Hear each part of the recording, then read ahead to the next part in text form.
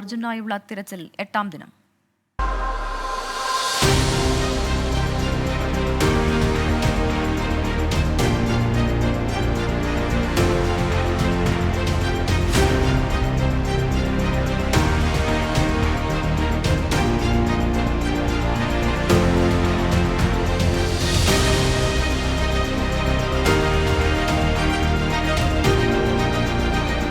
ಅವು ಏನಾದ್ರು ಮಾಡ್ಕೊಬಂದು ಹೊಟ್ಟೆ ತುಂಬೋದಾಯ್ತು.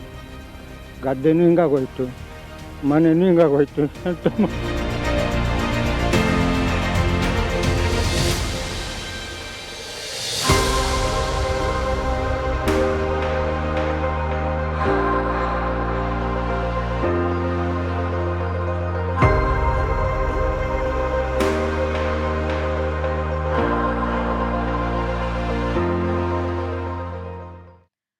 കർണാടക ഷിരൂരിൽ മണ്ണിടിച്ചിലിൽ കാണാതായ അർജുനു വേണ്ടി ഗംഗാവലിപ്പുഴയിലെ തിരച്ചിൽ ഇന്നത്തേക്ക് അവസാനിപ്പിച്ചു. ശക്തമായ അടിയൊഴുക്കാണ് പ്രതിസന്ധിയാകുന്നത്.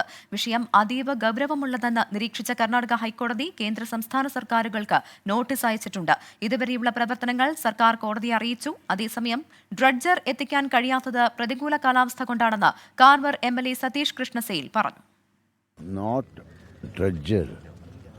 This is a long boom,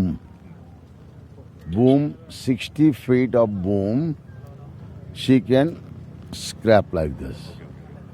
It will stand on the bank of the river where the tea stall was there. Okay? And from there it will go up to 60 feet to the water and it will scratch. Okay? It will scratch like this. And once it is scratched, if we are getting even a single wood piece, then it is confirmed. Signal, yeah. Okay. Or else something, we will get something else also, it is confirmed. വിവരങ്ങളുമായി ഹാഷ്മി താജ് ഇബ്രാഹിം ചേരുന്നുണ്ട് കർണാടകയിൽ നിന്ന്.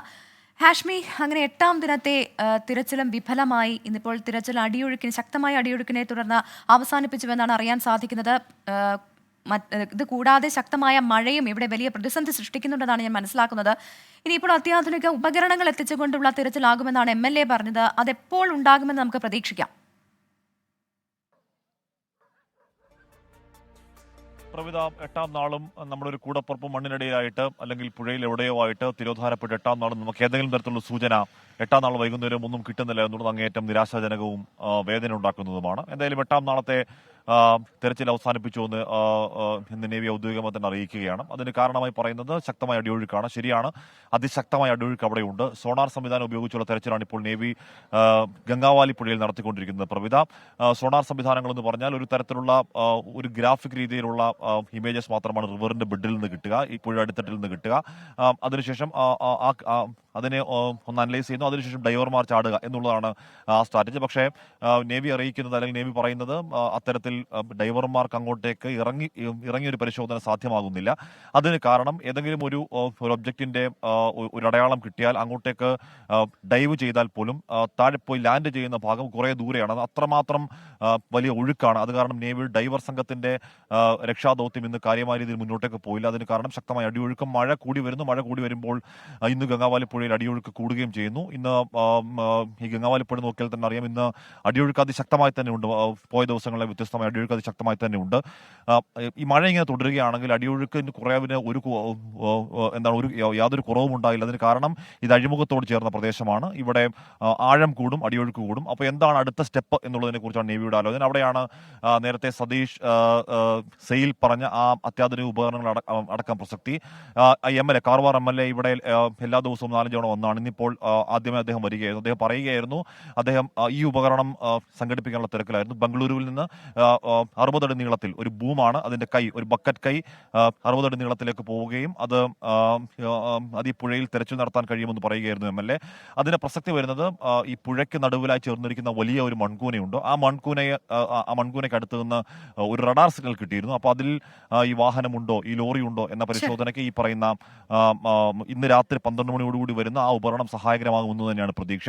പക്ഷേ എത്രത്തോളം അത് പ്രാവർത്തികമാക്കുമെന്നൊക്കെ ഉള്ളത് നാളെ അത് ഗ്രൗണ്ടിലിറക്കി പരിശോധിച്ചാൽ മാത്രമേ അറിയുകയുള്ളൂ. കാരണം ഇത് വലിയ ഭാരമുള്ള ഉപകരണമാണ്. ഇതാ പുഴക്കരികിലേക്ക്, അല്ലെങ്കിൽ തന്നെ ഇങ്ങനെ ഫ്രജൈലായി നിൽക്കുന്ന പുഴക്കരികിലേക്ക് ഇത് കൊണ്ടു നിർത്തി ഇത് ഉപയോഗപ്രദമാകുമോ എന്നൊക്കെയുള്ള സംശയങ്ങൾ ചിലർ പ്രകടിപ്പിക്കുന്നുണ്ട്. പ്രവിധ, അതെന്തായാലും ഇന്ന് രാത്രി വന്ന് നാളെയോടുകൂടി അതിന്റെ തെരച്ചിൽ ഏത് രീതിയിലാണ് നടക്കുക എന്നുള്ള കാര്യം അറിയുകയുള്ളൂ. എന്തായാലും ഒരു കാര്യം നമുക്ക് ഉറപ്പിക്കാം, കര കേന്ദ്രീകരിച്ചുള്ള തെരച്ചിൽ ഏതാണ്ട് 100% അവസാനിപ്പിച്ചു എന്ന് തന്നെയാണ് മനസ്സിലാക്കാൻ കഴിയുന്നത്. രാവിലെ നമ്മളോട് കാർവാർ എസ് പി പറയുന്നുണ്ടായിരുന്നു എന്തുകൊണ്ട് മലയാളി രക്ഷാദൌത്യ സംഘാംഗങ്ങളെ അങ്ങോട്ടേ കടത്തിവിടുന്ന ചോദ്യത്തിന് അവരെ കൊണ്ടുപോയത് ഈ കര കേന്ദ്രീകരിച്ചുള്ള രക്ഷാദൌത്യത്തിന് മാത്രമായിരുന്നു.